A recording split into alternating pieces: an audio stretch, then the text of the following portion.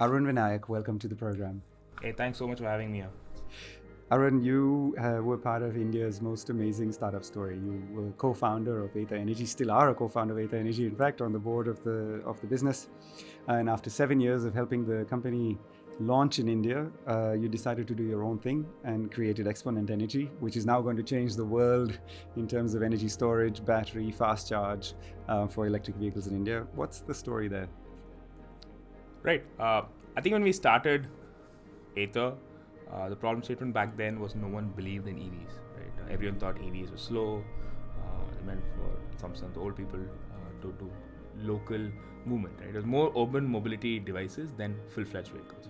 I think back then we envisioned that if you design and build vehicles the right way, it could be faster, it could be better, it could be sexier, and I think that's what we've proven.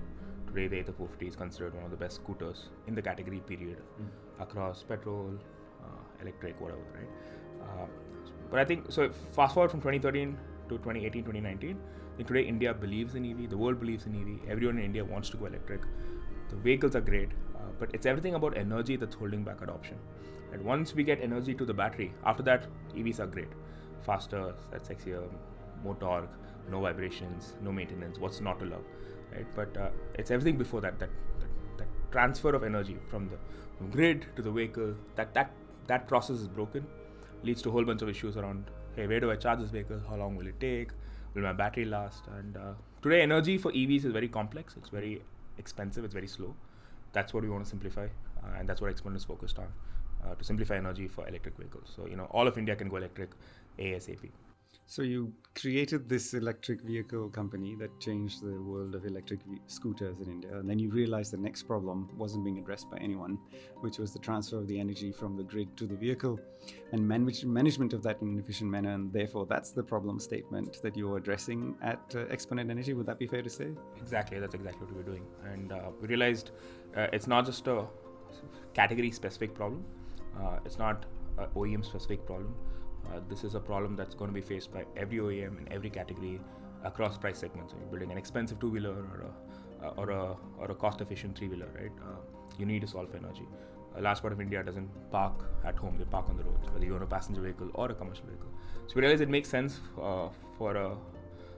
in some sense, for us to build a horizontal stack that we can then enable multiple people in the ecosystem to use, and then we'll get EVs to be truly freeing, right? To be the next step in mobility. Yeah. So let's talk about that a little, because we in our previous discussions, we've talked about the enabling that you're doing is first at the BMS level, the battery management system, then the battery pack itself, and then creating a charging network. So let's talk a little bit about how Exponent is going to change the world or the experience of electric vehicle charging, because the three together and how they come together is really how you're going to make it a much nicer experience and an easier experience. Fundamentally, we look at energy as a two-sided problem, right? There is the battery and there is the charger.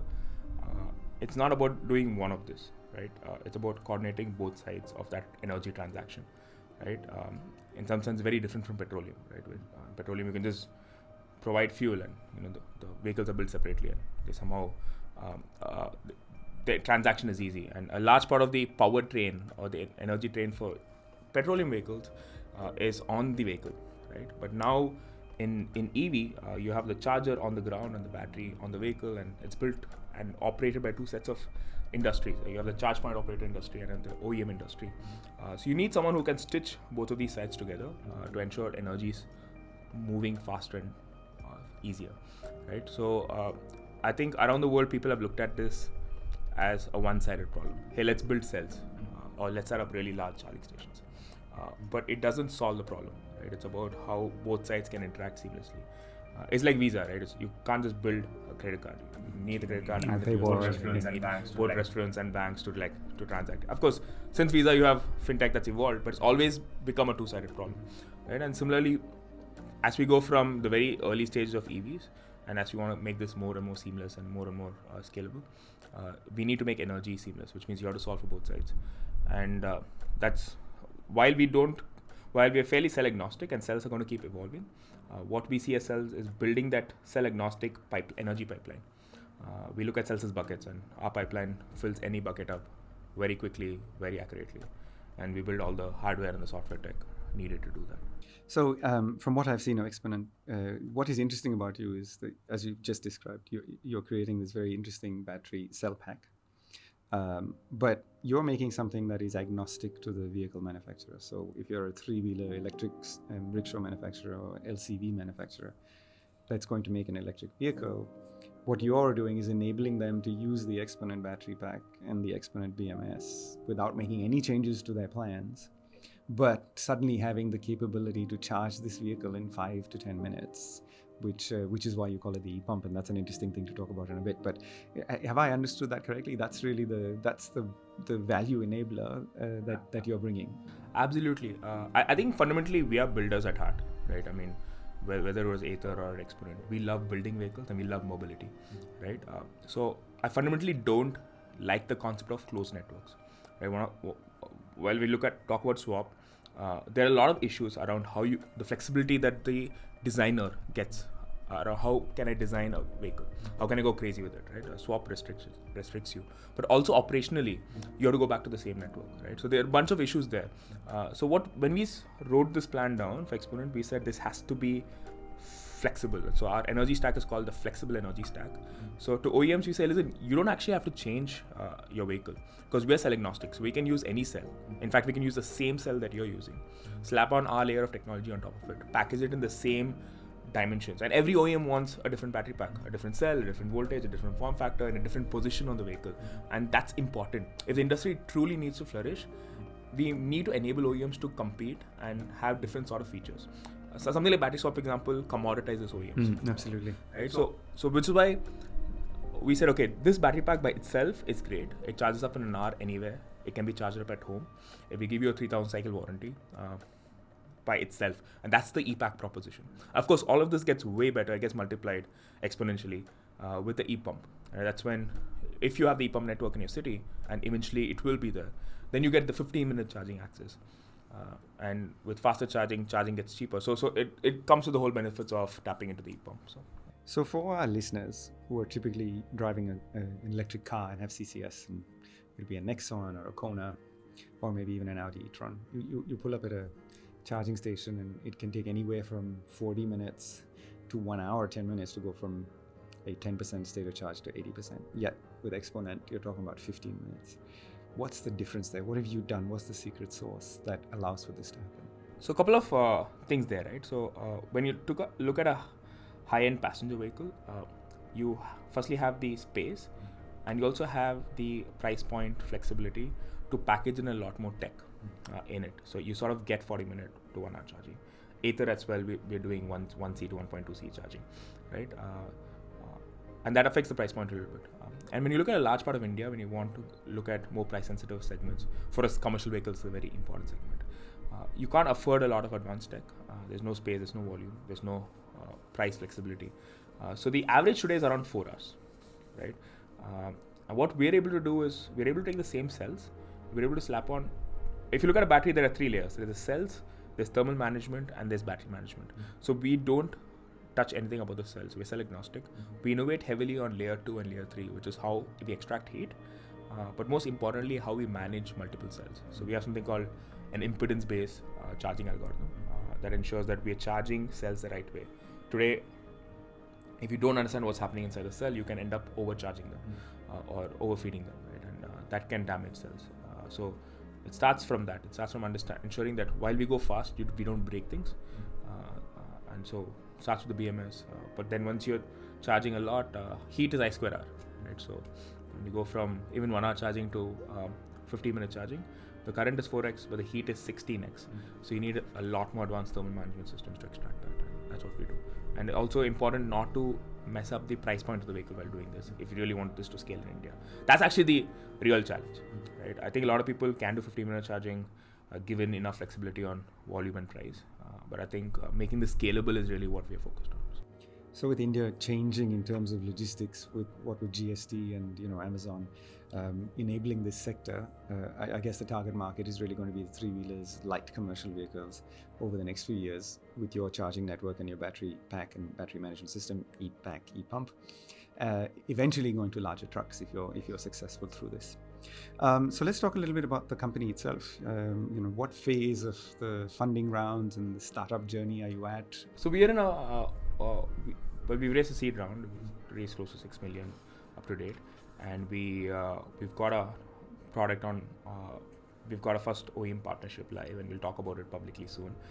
And we've got the first few vehicles and first few charging stations out there, and we're in the field testing phase. So we call it the pre-production phase. The next phase is obviously production and getting enough customers to start using our product through our partners.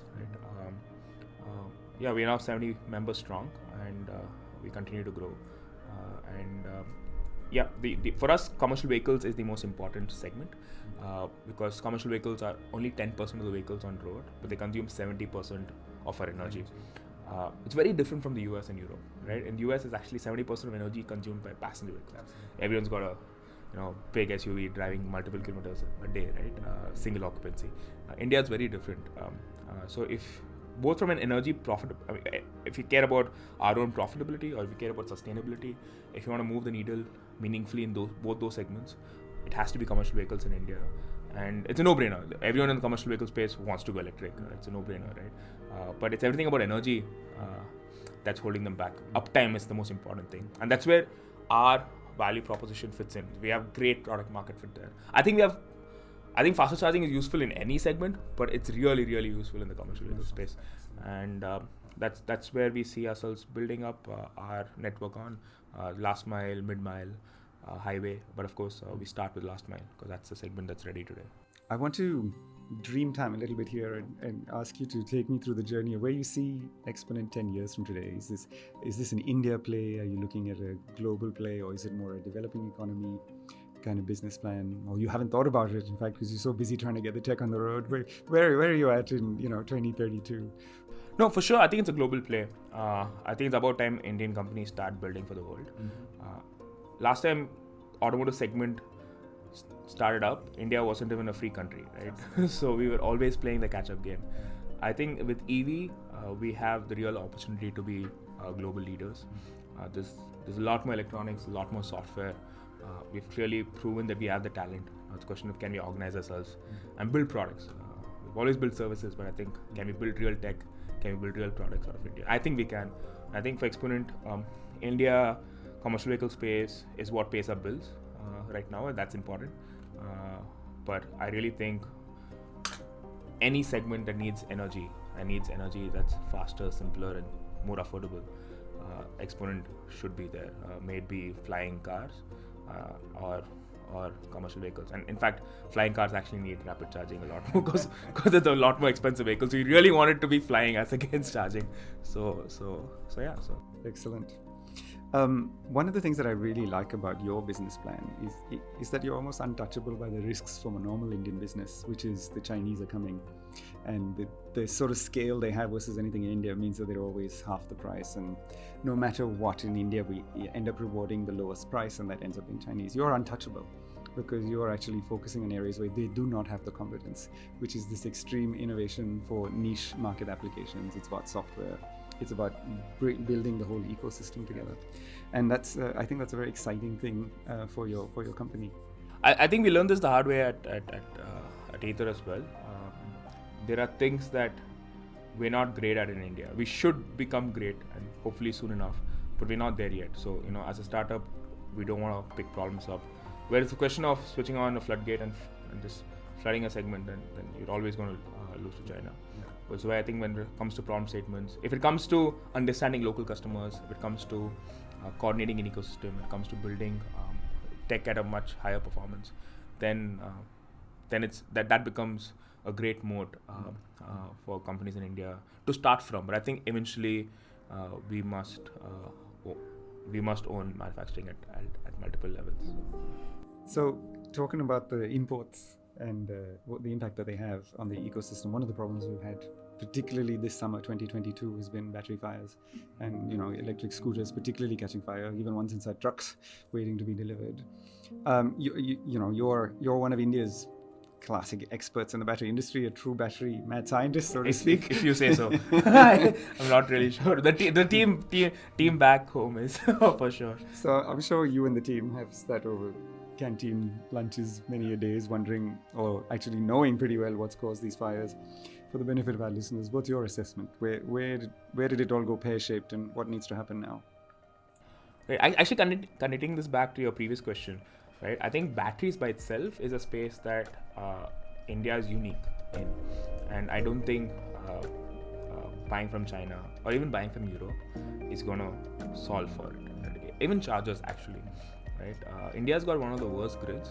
India's got one of the worst roads, and we've got very extreme temperature conditions. All of this put together make building chargers and batteries really, really hard, and they have to be built for India, right? So yes, I think the Chinese can compete in a lot of other segments, but when it comes to batteries and chargers, India needs batteries and chargers built for India. And anyone who's not done that, either sure, they provide low performance vehicles. I think eventually now you're starting to see safety and quality issues as well.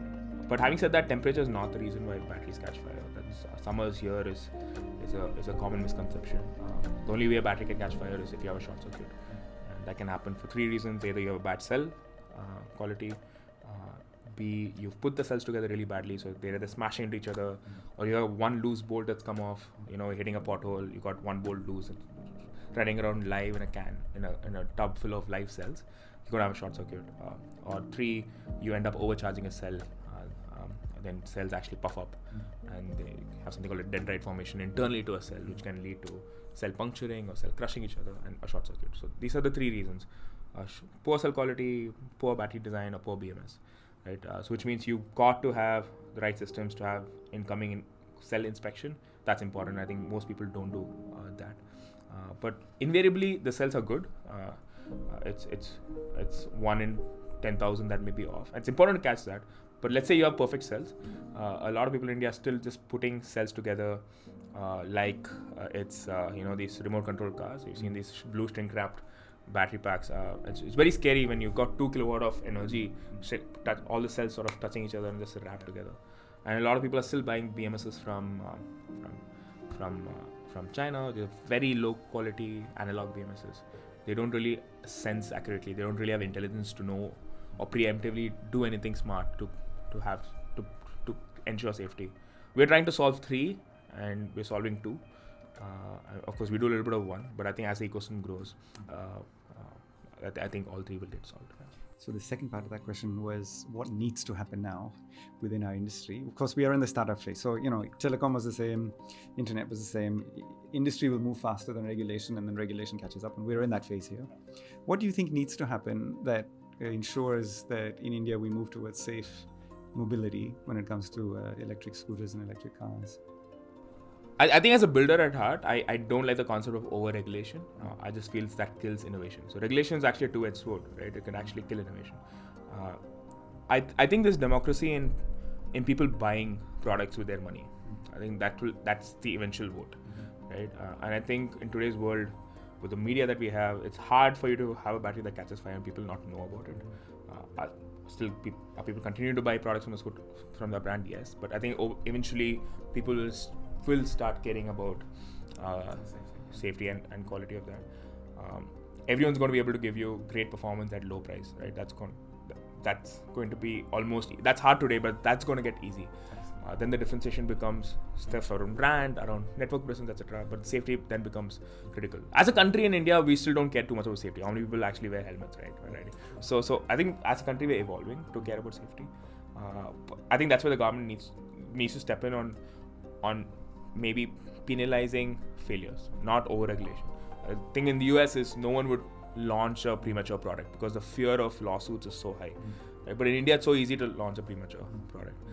So I think there needs to be stricter focus on penalties for failures as against trying to over-regulate.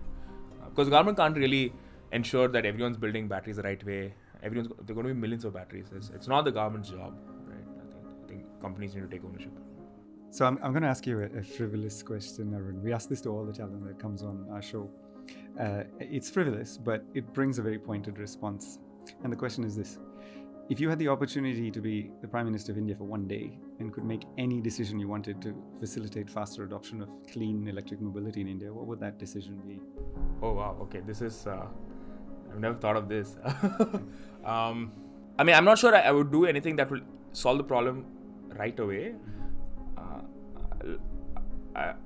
An engineer at heart, so I always like to look at root cause. So I think we need to enable more people to pick real product design,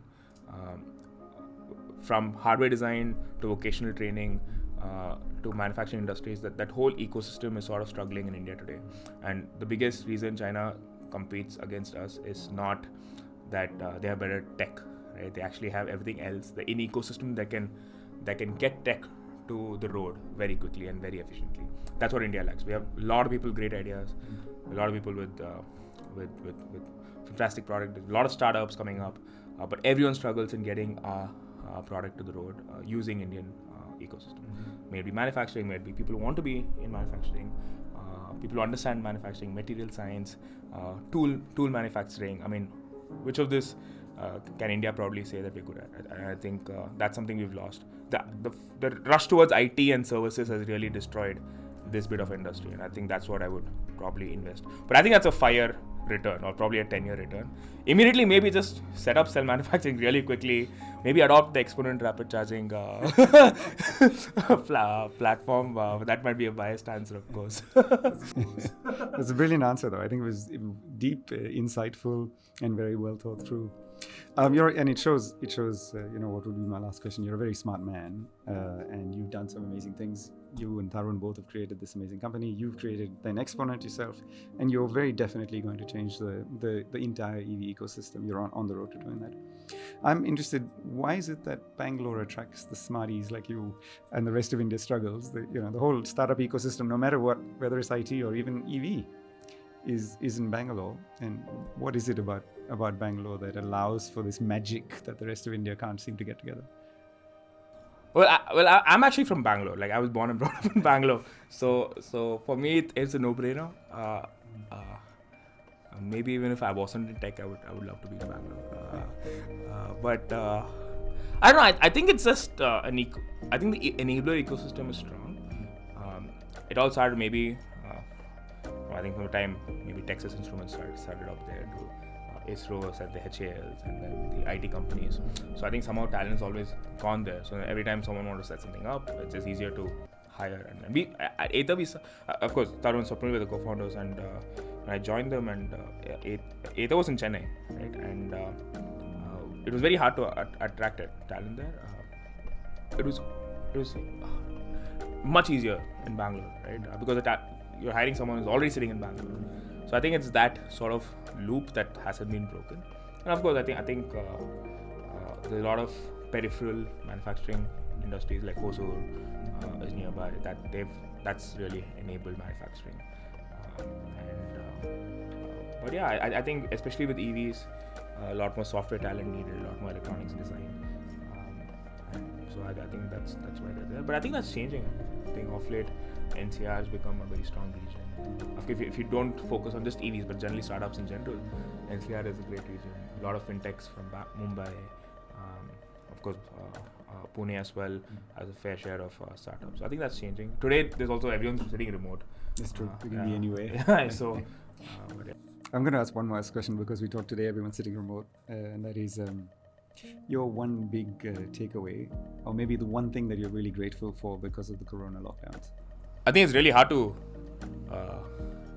take away a positive. I mean, I hate working remotely. Like, personally, I'm a hardcore hardware guy. I just cannot seem to get work done remotely. But I think on the personal note, I think all of us had time to reflect. Exponent actually was born during the lockdown. Was it born during the lockdown? Okay, yeah. Interesting. That was the first lockdown, okay. Which was probably a bad idea to come up with a new business plan. Quench was born during the lockdown as well. Yeah. So. Well, you probably then you should talk about it. But I think there's a lot of time to think and connect with people, discuss ideas. Time became almost infinite during the lockdown. Well, Exponent came from it, so something for all of us to be thankful for. Arun, it's been an absolute pleasure having you on this program. Deep, insightful conversations as always. Thank you so much for making the time. No, thank you so much. Absolute pleasure to be here. And